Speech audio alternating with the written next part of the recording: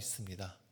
그러나 이스라엘 나라가 지금 완전히 멸망한 것은 아닙니다. 역사적으로 보면 오늘 본문의 시대에서 한 3, 4년 정도 뒤에 예루살렘이 완전히 무너지게 됩니다. 즉 이스라엘 백성들은 지금 바벨론의 포로로 끌려와 있지만 희망을 놓지 않고 있습니다. 언젠가는 이스라엘이 다시 회복되고 다시 본국으로 돌아갈 수 있다는 희망을 갖고 있어요. 그런 희망을 갖고 있는 것은 좋습니다. 그런데 문제는 희망만 갖고 있지 회개는 하지 않는다는 것입니다. 그들이 이렇게 포로로 끌려온 것은 하나님의 심판, 이스라엘의 죄악에 대한 하나님의 심판이었는데 그 죄악에 대한 회개는 하지 않고 있습니다. 하나님께서는 선지자들을 통하여서 끊임없이 말씀하셨습니다. 에스겔 선지자를 통하여서는 포로로 끌려온 이스라엘 백성들에게 외치게 하셨습니다. 이스라엘은 멸망할 것이다. 너희들은 회개해야 한다고 외쳤습니다. 그래도 듣지 않자 에스겔에게 이상한 행동들까지 시키시면서 이스라엘의 멸망을 예고하시고 회개하라 하셨습니다. 그러나 백성들은 듣지 않습니다. 이스라엘 백성들이 이 선지자의 회개하라는 외침을 듣지 않는 여러 가지 원인이 있는데요. 그 중에서 오늘 본문에서 지적하시는 것은 거짓 선지자의 존재입니다. 선지자의 탈을 쓴 사람들이 잘못된 말씀을 전해서 백성들을 미혹했기 때문입니다. 오늘 본문 2절을 보시면 인자야 너는 이스라엘에 예언하는 선지자에게 경고하여 예언하되 자기 마음대로 예언하는 자에게 말하기를 너희는 여호와의 말씀을 들으라. 선지자들에게 경고하라고 말씀하시죠. 이것은 거짓 선지자들에게 주는 말씀이에요. 그 선지자들은 자기 마음대로 예언하는 자들입니다. 3절을 보시면 주 여호와의 말씀에 본 것이 없이 자기 심령을 따라 예언합니다. 하나님의 말씀을 전하는 것이 아닌 거예요. 자기 생각대로 말하는 것이죠. 그러면서 그것이 마치 하나님의 말씀인 것처럼 말하고 있습니다. 6절에서는 더 구체적으로 여호와께서 말씀하셨다고 하는 자들이 허탄한 것과 거짓된 점괘를 보며 사람들에게 그 말이 확실히 이루어지게 하기를 바라게 하거니와 그들은 여호와가 보낸 자가 아니라. 표현을 잘 보십시오. 허탄하고 거짓된 점괘를 봅니다. 선지자들이 점괘를 봤다는 거예요. 그리고 사람들에게 그 말이 확실히 이루어지기를 바라게 했습니다. 그러니까 하나님께서 잘 될 거라고 하십니다. 그렇게 말해요. 그러면서 그 말씀이 이루어지기를 바라십시오. 그렇게 되도록 기도하십시오. 이렇게 한 거예요. 그러면 이들이 말한 그 점괘가 사람들에게 듣기 좋은 말이겠습니까? 나쁜 말이겠습니까? 그들이 꼭 이루어지기를 바라는 좋은 말들을 해준 것이죠. 예루살렘은 꼭 회복될 겁니다. 우리는 다시 고향으로 돌아갈 겁니다. 몇 년만 견디면 됩니다. 사람들이 듣기 바라는 좋은 말들을 해준 겁니다. 대박 날 겁니다. 하는 일이 다 잘 될 겁니다. 복 받을 겁니다. 자녀가 형통할 겁니다. 이런 말들을 해서 사람들이 그 말을 믿고 확실히 이루어지기를 바라게, 그 꿈을 쫓게 만들고 그것을 위해서 살게 만들고 그것을 위해서라면 무엇이든 하도록 만듭니다. 그리고 그것을 바라면서 궁극적으로는 자신을 따르게 만드는 것이죠. 그 사람들에게 이렇게 점괘를 봐주면서 희망을 주고 이루어지기를 바라게 하면서 그들이 결국 뭘 요구하겠습니까? 자신에 대한 헌신과 충성을 요구하고 나중엔 돈을 요구하겠죠. 결국 백성들이 듣고 싶은 말을 해주면서 자기 입속을 챙기는 존재가 거짓 선지자들입니다. 이들은 이 나라의 회복을 위해서 정작 해야 할 일들은 하지 않습니다. 오늘 본문에서 나오는 표현처럼 이들은 담을 쌓고 있는데 회치라는 존재라 그랬습니다. 담을 다 쌓고 난 뒤에 치를 해야죠. 근데 자꾸 포장만 하는 거예요. 뭐 여우라는 표현도 나옵니다. 담 위에 올라가는 여우 이런 표현이 나옵니다.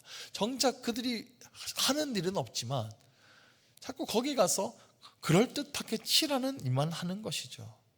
참 거짓 선지자들은 평안을 말합니다. 거짓 평안을 말합니다. 16절에서 이들은 예루살렘에 대하여 예언하기를 평강이 없으나 평강의 묵시를 보았다고 하는 이스라엘의 선지자들이니라. 참 선지자들은 예루살렘이 망한다고 선포하고 있는데 이들은 평강이 있다고 말합니다.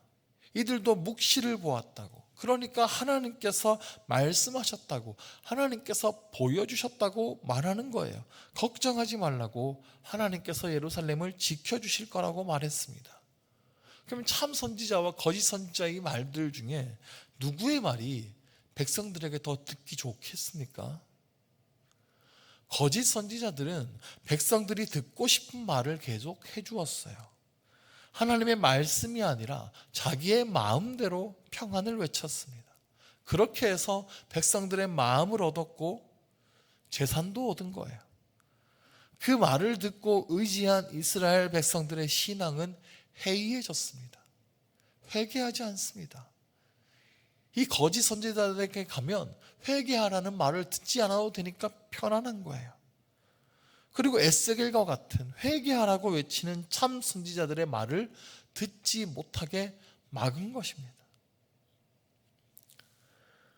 지금 시대의 거짓 선지자라고 하면 우선 이단들을 생각할 수 있죠.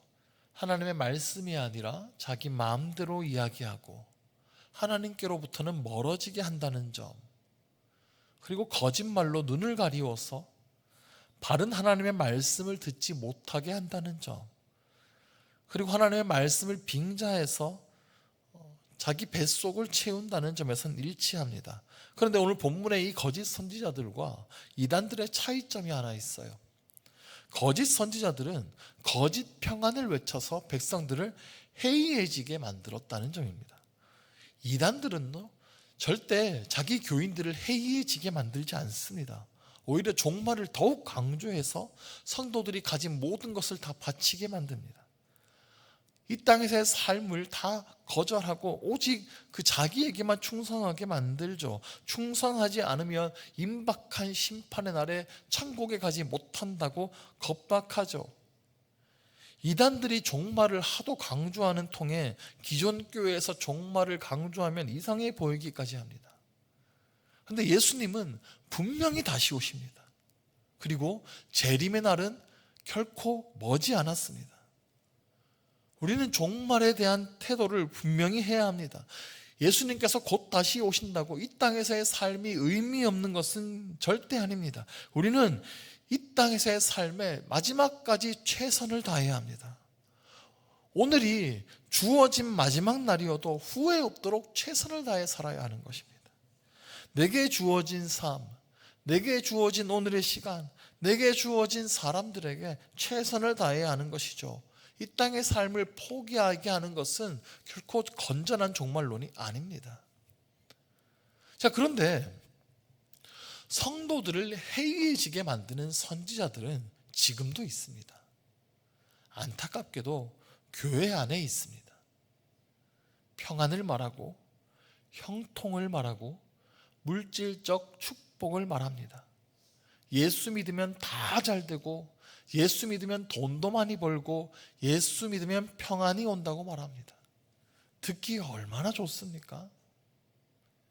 이런 메시지들이요, 70년대 80년대 미국 교회에서부터 시작해서 이게 전 세계로 퍼지고 우리나라에서도 굉장히 유행했습니다. 저도 어릴 때 이런 이야기들 종종 들었습니다. 예수 믿고 누가 다 잘됐다더라, 기도했더니 돈을 많이 벌었다더라, 우리 하나님 부자신데 왜 우리가 가난하게 사냐, 예수 믿으면 무조건 잘 된다. 이거 못 사는 건 마귀한테 다 뺏긴 거니까 뺏어와야 된다. 그래서 자꾸 그리스도인들이 돈을 위해 살게 만들고 돈을 위해서 기도하게 만들었어요. 교회가 무조건 사람들만 많이 모이고 제작만 많아지면 부흥했다 그랬습니다. 사람이 많고 돈이 많아야 하나님의 일도 크게 할 거 아니냐, 성장을 외쳤어요. 그러다가 수많은 미국 교회들이 무너졌습니다. 대형 교회들이 다 무너졌어요. 젊은 세대들이 교회를 떠나고 한국 사회 기독교의 이미지가 갈수록 나빠지고 있습니다. 하나님께서는 이 시대를 통하여서 한국 교회에 강하게 경고하고 계십니다. 우리는 깨어서 교회가 돌이키고 회복해야 할 것들을 고민하고 찾아야 합니다. 지금 우리가 살아가는 이 시대상도 정말 어렵습니다.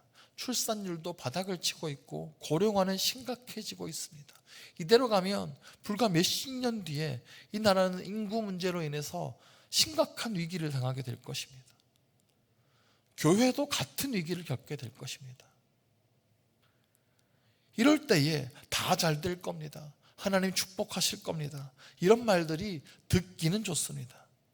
말하는 입장에서도 이런 말만 하면 분위기도 좋고 좋아요.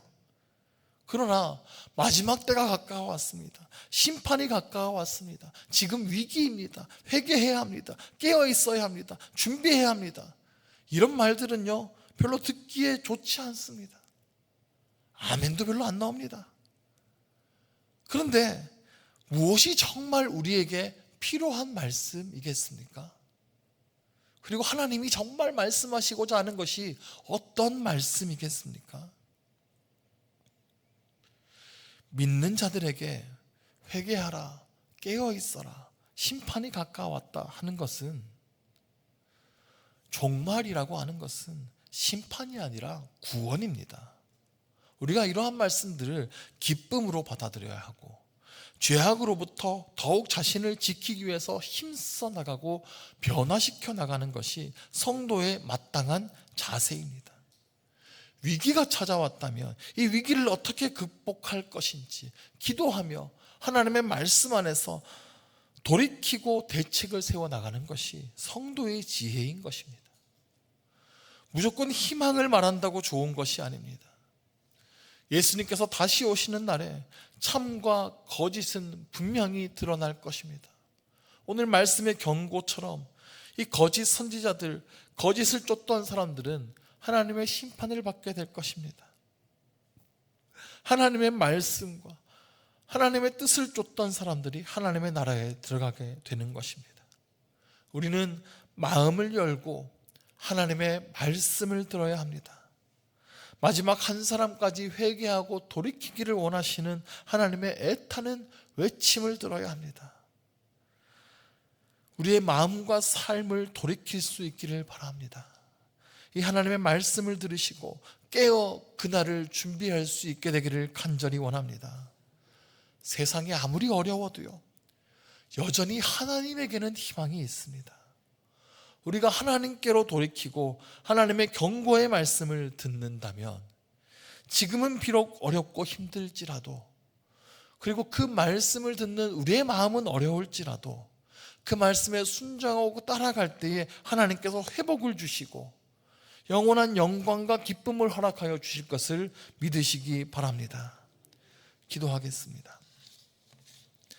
하나님 아버지, 하나님께서는 이스라엘 백성들을 향하여서 회개하라고 외치게 하셨습니다. 그러나 거짓 선지자들은 거짓 평안을 말하며 백성들의 마음을 해이해지게 만들었습니다. 지금도 여전히 거짓 선지자들은 거짓 평안을 외치고 있습니다. 하나님, 우리가 들어야 할 말씀이 무엇이겠습니까? 하나님께서 애타게 외치시는 그 하나님의 애타는 마음을 듣게 하여 주시고, 우리가 돌이켜야 할 것들을 회개하고 돌이키게 하여 주옵소서. 마지막 때가 가까이 왔으니 이 마지막 때를 깨어서 돌이키며 주님의 뜻 안에서 살아가며 준비할 수 있는 우리 되게 하여 주시옵소서. 예수 그리스도의 이름으로 기도드립니다. 아멘. 함께 통성으로 기도하실 때에 말씀을